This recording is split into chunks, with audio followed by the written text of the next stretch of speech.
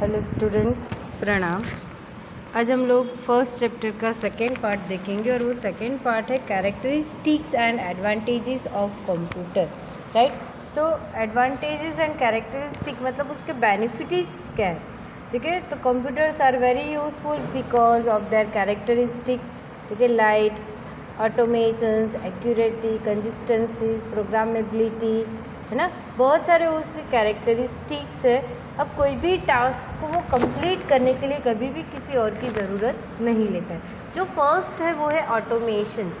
ठीक है, अब ऑटोमेशंस मीन्स क्या होता है कि कंप्यूटर को आपने एक बार कोई भी इंस्ट्रक्शंस दे दी तो उसके बाद उसको कभी भी उसको आपको बोलना नहीं पड़ता है कि स्टार्ट बटन जैसे यूज़र प्रेस करता है तो वो स्टार्ट होना चाहिए। राइट, तो कहीं पर भी आपको एक बार आपने जो भी डेटा को नेसेसरी इंस्ट्रक्शन स्टोर कर दी कंप्यूटर मेमोरी के अंदर, ठीक है, तो कभी भी आपको वो डेटा को दोबारा क्लिक करने की ज़रूरत नहीं पड़ती है। राइट, तो यहाँ पर बताया गया है computer can automatically perform a given task once data and necessary instructions are stored into the computer memory. Human interaction is not required. ठीक है, वहाँ पर ह्यूमन की कोई भी ज़रूरत नहीं है ना, मतलब दखलगिरी। इंटरवेंशंस मीन्स क्या होता है, दखलगिरी की ज़रूरत नहीं। Some jobs such as searching form of large repository of data, कोई भी डेटा आपको इंटरनेट से करना है, ठीक है, तो उसको क्या बोला जाता है, ऑटोमेशंस। जो सेकेंड वन है वो एक्यूरेसी। ठीक है, अब एक्यूरेसी मतलब क्या होता है कि आप कितने भी बड़े उसको कितने भी काम दे दो वो परफेक्ट, कभी भी आप कितने नंबर ऑफ कैलकुलेशंस दे दो वो कभी भी रॉन्ग नहीं करेगा। वो परफेक्ट टाइम के अंदर अरिथमेटिक एंड लॉजिकल कंप्यूटेशंस करके आपको परफेक्ट रिजल्ट देगा। अब यहाँ पर एक चीज़ हो सकती है, जैसे ह्यूमन कोई रॉन्ग आंसर क्वेश्चन डाल रहा है तो आंसर ऑब्वियसली वो कौन सा आएगा, आपका रॉन्ग आंसर आएगा, जिसको बोला जाता है गीगो। मतलब होता है garbage in and garbage out. मतलब आप जब कचरा ही डाल रहे हो तो वो आउटपुट भी आपका कैसा आएगा, कचरा। राइट, तो जैसे ही आप रॉन्ग इन्फॉर्मेशन सिंगल टाइम डालते हो तो वो आंसर भी आपका कैसा आएगा, रॉन्ग, है ना। तो यहाँ पर बताया गया आपको computer able to perform complex arithmetic and logical computations with the highest accuracy. Properly design computer provide highly accurate result. However it is obvious that garbage मतलब bad result are procedure by garbage bad. मतलब garbage input डालोगे तो ही वहाँ पर garbage output आएगा। Input entering knowing और unknowing is called garbage in garbage out. Most time भी क्वेश्चन है, ठीक है, कौन सा, तो गीगो का फुल फॉर्म क्या है बेटा, garbage in garbage out. Right, जिसको क्या बोला जाता है, गीगो। मतलब आप जैसे ही रॉन्ग इनपुट डालोगे तो आपका आउटपुट भी कैसा आएगा, आपका रॉन्ग। ठीक है, नेक्स्ट जो दिया गया है वो है आपका लॉन्ग टर्म स्टोरेज। ठीक है, अब कंप्यूटर के अंदर कैसी मेमोरी होती है, टू टाइप्स की मेमोरी होती है। एक होती है primary memory and second one is secondary memory.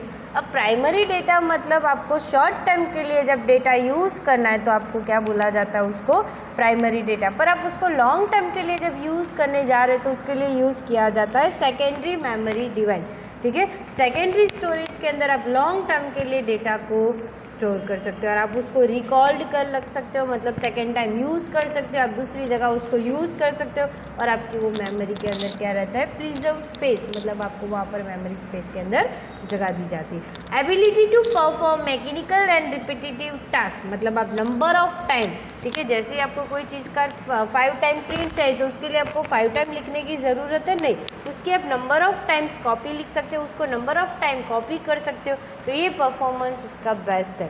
फिर है प्रोग्रामेबिलिटी। प्रोग्राम मतलब अभी आप लोग देख सकते हो बहुत सारे प्रोग्रामिंग होते हैं, जैसे HTML प्रोग्रामिंग है, C प्रोग्रामिंग है, जावा प्रोग्रामिंग है, ऐसे बहुत सारे प्रोग्रामिंग लैंग्वेज है जो आपके इंस्ट्रक्शंस को फॉलो करके एक प्रोग्राम क्रिएट करते हैं। Writing program once and execute it many time saves lots of time and cost. ठीक है, जैसे आप ऐसा करते हो तो आपका टाइम भी बच जाता है, साथ साथ में आपकी कॉस्ट भी बच जाती है। The program once written can be modified later for the reserve task. ठीक है, आप उसको रिविज टास्क के लिए अलग अलग जगह पर अलग तरीके से उसको मॉडिफाइड भी कर सकते हो।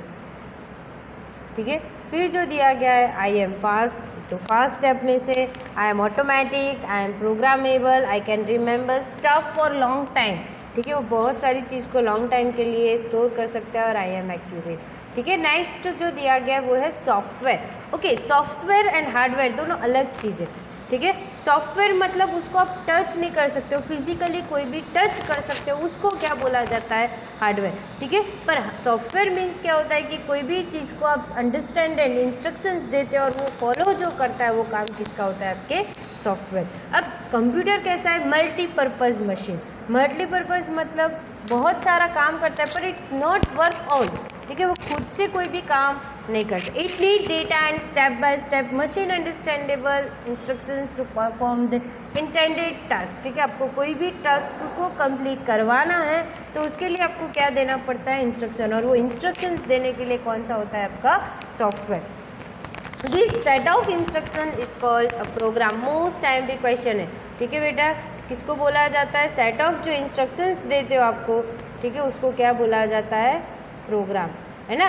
कोई भी I needed to data and step by step machine understandable instructions is known as program. A development of program become easier if step by step guidelines, ठीक है। आप स्टेप यही प्रोग्राम को जब समझने के लिए जब आप उसको स्टेप बाय स्टेप लिखते हो, ठीक है, इज नोन एज एल्गोरिदम, ठीक है, उसको क्या बोला जाता है, एल्गोरिदम। द लॉजिक प्रिपेयर्ड, अब जब आपने वो एल्गोरिदम को प्रिपेयर कर दिया तो उसके लिए भी आपको एक लॉजिकल प्रोग्रामिंग तो यूज़ करनी पड़ती है, ठीक है।